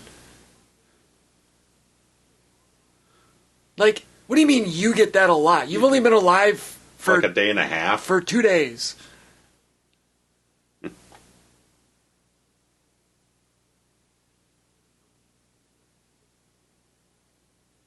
Yeah, sure. None of this makes sense. They would keep a fucking junk heap of a spaceship around for 300 years? 300 years. The whole point of everything that we're complaining about is that you can make a bad movie that people somewhat care about the characters and it's fun. Yeah. Right? Like, you and I have covered a lot of bad movies that were fun to watch. Oh, yeah, Jaws like 3. Chopping Mall. Like, so many that are just stupid. Yeah. But they're enjoyable because they follow the rules. Yeah. Yeah. And this did not follow the rules. And by rules, I mean the rules of a screenplay. Yeah. The fuck did that get on there? You'd think they would have seen that thing walking on the fucking ramp. Where was it hiding? They didn't see it. Don't ask me. That is a very common theme, though, of xenomorphs, is that just when you think that you're free, turns out they've been behind you the whole time. And he's going to get sucked out into a fucking vacuum of space. Which, by the way... They don't have a lot of new ideas here. And the few new ones they have, like, I don't know about that.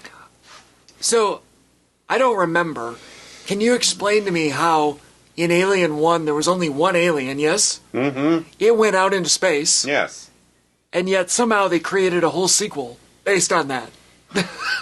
Well, they had the derelict ship with all the other eggs in it. Yeah. I guess. Yeah. That's about all I got for you. Somehow they infested the entire colony. Because I guess, I don't know, you happen to get impregnated by the one queen that was probably in the freaking nest? I'm confused. I like Aliens. I really do. Yeah. The longer a franchise goes on, there's a lot more questions that don't tend to get quite addressed as much. They get a lot more comfortable with conveniences in the plots. I know that you aren't, and I'm going to bring it back to Chainsaw here. Sure. I know that you aren't the biggest fan of the original. Surely. It is highly regarded by many as a, the first of its kind. Surely, yeah. Trailblazing, whatever. Part 2 is bombastic, over-the-top, ridiculous fun. Yeah. I see a lot of similarities between Alien and Texas Chainsaw. The first one, slow drama. Yeah. Very scary moments. The second one, big, loud, over-the-top, colorful, also scary moments, but fun. Yeah. And then 3 is chop shop of a film. Much like this one.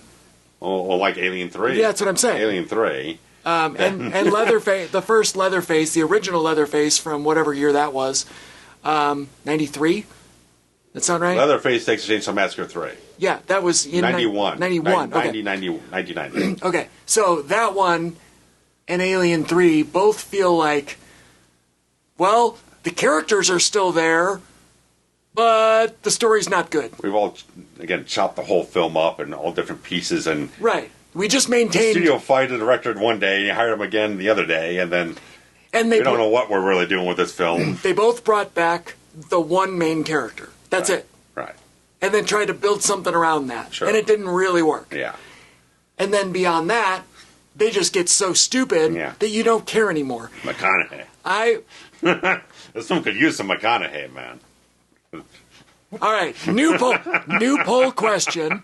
Go for it. What is the more ridiculous fourth entry? Next Generation Chainsaw or this piece of shit? Alien Resurrection. Alien Resurrection or Chainsaw Next Generation. I'm curious to see if anybody's listened this far into the commentary to actually vote in the comment section. But my point is, I never realized how these franchises mirrored each other. Oh. Right? Even like Prometheus is kind of the reboot, right? Yeah. Like it's kind of like Chainsaw 03. We're like, okay, we're going to start over. Yeah. And that one's not terrible. No. The remake of Chainsaw is better than Prometheus. Yeah. By a mile. Yeah. But they both started the next leg of the journey. Yeah. They quickly fell apart. And then they both... this is the same franchise. I've never realized it till right now. Alien 1, Chainsaw 1, like, most people put those in the same plane. Sure, yeah. And I would say most people probably put Chainsaw 2 and Aliens in the same regard. Yeah. Although there are a lot of... They came out like a month apart. A lot of people do say, though, that Aliens they like more than the original. Yeah. I don't know many people that like Chainsaw 2 more than Alien. Chainsaw, well, more than Chainsaw. 2 more than... Yeah. Preferred Chainsaw 2 over the original. Correct. Much like... Versus that. Right. Yeah, that's what I meant. I think more people like Alien 2 more than Alien 1 than like Chainsaw 2 over Chainsaw 1. Yes.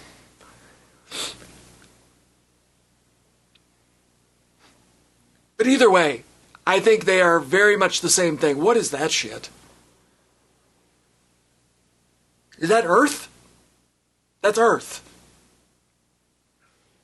Okay, so it was a ship. It was a ship on the course back to Earth? That's what they said. They were going to be back. Yeah. They said they were going to be to Earth in 8 days or something. Yeah. Which, again, I'd like to talk about. Feel like 8 days. I'd like to talk about how space works. This is like 1 day. Space doesn't work that way. There are 0 things that are 8 days away from Earth. Were they in the asteroid belt past the moon? The asteroid belt is past Pluto. Is there one between Earth and Mars? I don't think so. I don't know. What the fuck is it? I don't think so. They were in the solar system already. There are 0... Why did you have to plot a course back to the Earth if you're right fucking there? 0 things are 8 days from Earth.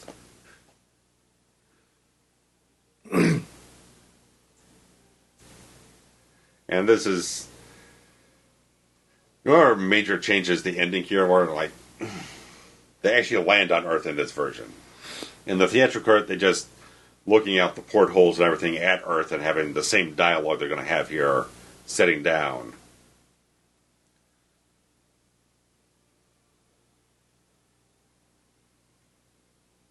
So really, they were setting up the idea that the aliens were coming to Earth anyway. Here. Yeah, well, Joss Whedon's original third act, where he wrote a bunch of fucking endings for the film, but original third act was like, the entire third action climax would happen on Earth with whatever set piece they were planning to have. That's not Earth. Unless it's in the crater where the explosion just happened, I guess. There's one positing that's what happened here, but... This is Earth, she says. Yeah. Then earlier, like, Perlman's character always said, Earth, what a shithole. Oh, yeah. Well, this is by all technicality, is the first time Ripley's been on Earth the entire franchise. Isn't By the time it? she gets there, it's a pile of rubble. I'd also like to point out that humans are a uniquely Earth item. Yeah. Humans don't exist outside of Earth. So therefore, every human you've ever seen in any alien movie is a descendant of Earth or from Earth. Oh, it landed in Paris. Yeah. I guess. I mean, it's such a blah way to end the film. Dumb.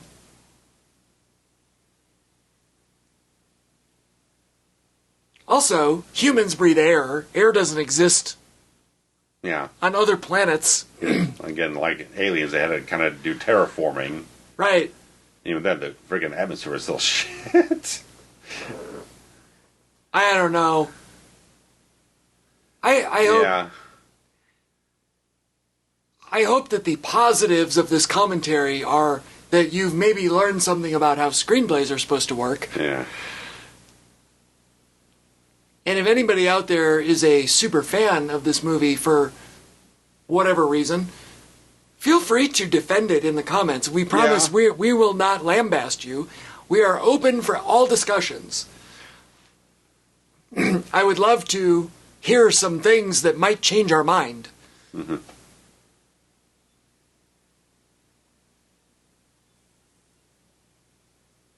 I don't know. I mean... Yes? I'm just thinking. All right, you seem exhausted or exasperated. Just trying to find something different to say in summation. The whole thing, you're like, I mean, it's just emblematic, like studio franchise filmmaking. Like, we really don't care what it is. We just need something out to milk more out of the name. Right, like No one really came up with like a good idea. Like, oh, this is a interesting thing we could do with an angle on the franchise. Like, let's just give Sigourney a bunch of money. We'll just hire a guy and give him all the control in the world to do whatever he wants. We don't really care what it is. As long as we got the star, we got the brand name, we can put it out, make some money. the idea that... Steve Austin. Oh, there you go. He's got better things to do in 97 than this movie. No shit. Even with a broken neck. At this point, he did have a broken neck, yeah. There you go, fucked up. So, I can't argue with the idea, and we talked about this with the Saw films, that each one had a positive return on investment. Yeah. If I give you $10 million and you give me $100 million in return, then I'm going to be willing to give you, let's do it again. Right. Right? It's business. Right.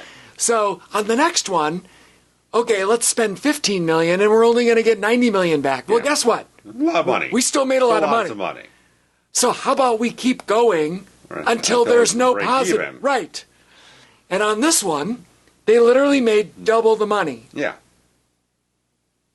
So regardless It's a of positive return. regardless of anything negative anybody in the entire world has to say about it, they're laughing at us because they made the money. Yes. Yes. They win. Yes.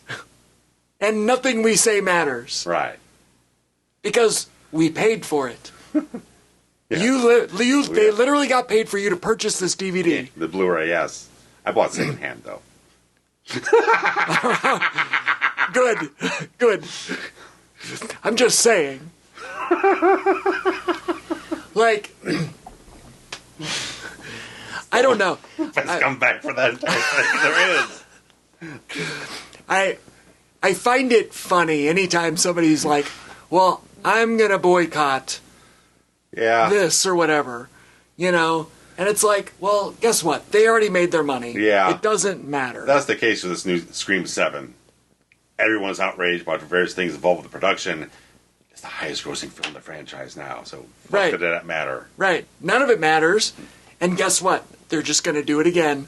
And they're going to keep doing it. They're going to keep doing it. Scream 8 is already in development. And they're going to keep doing it until they don't make money. Yes. So, if everyone hates it as much as we do, don't pay for it. Yes. That's how society works. Yes. Oh, God. I used to get so mad at people when I worked in the movie theater, and I haven't worked in the movie theater in 15 years. Oh, no. And people would come up to me, and they were like, why is a bucket of popcorn $6? And this is 15 years ago. And my That's answer cheap now. And my answer was, because you're paying it. Guess what? If you don't buy it, what happens? Things are only worth what someone's willing to pay for it. If you're willing to pay for it, then it's worth that much. That's exactly right. So, yeah, that was my answer. Oh my God, it's so expensive. Well, you're buying it. Yeah. There are two ways about it. Feel free to walk away right now before the deal's done. Someone threw down $7 to watch this in '97 or whatever the heck it was. I can count on two hands the amount of times in the last 15 years that I've walked into a cinema since I stopped working there. Yeah, paying. That I've paid for a ticket and then purchased concessions. I can count on, it's less than 10 times. Oh, yeah. And I've probably seen over 100 movies in that time. Me now, because I'm diabetic, I don't even have a choice. I don't have anything I can eat there. Right. Well, I mean, you can I get can like get a soda and that's about it. Coke Zero or something, You get a diet soda and that's about it. You can't have popcorn either? Okay, that's maybe. really sad. I feel bad for you. I'm sorry. Maybe, but I don't chance it that much. I'm just saying, I don't believe in the pricing structure because I know about it. Oh, yeah. Margins. So I don't pay for it. Yes. That's just how I... You can easily eat something before you go to the theater. It's simple as that. Right. I do love the popcorn, though. Yes, all right. That smell is intoxicating. Oh, fuck. Yeah. Thanks for watching. All right. Putting up with us. Thanks, guys. See you next time. We may not do another one of these films, so enjoy while it lasts. I hope not. Bye-bye.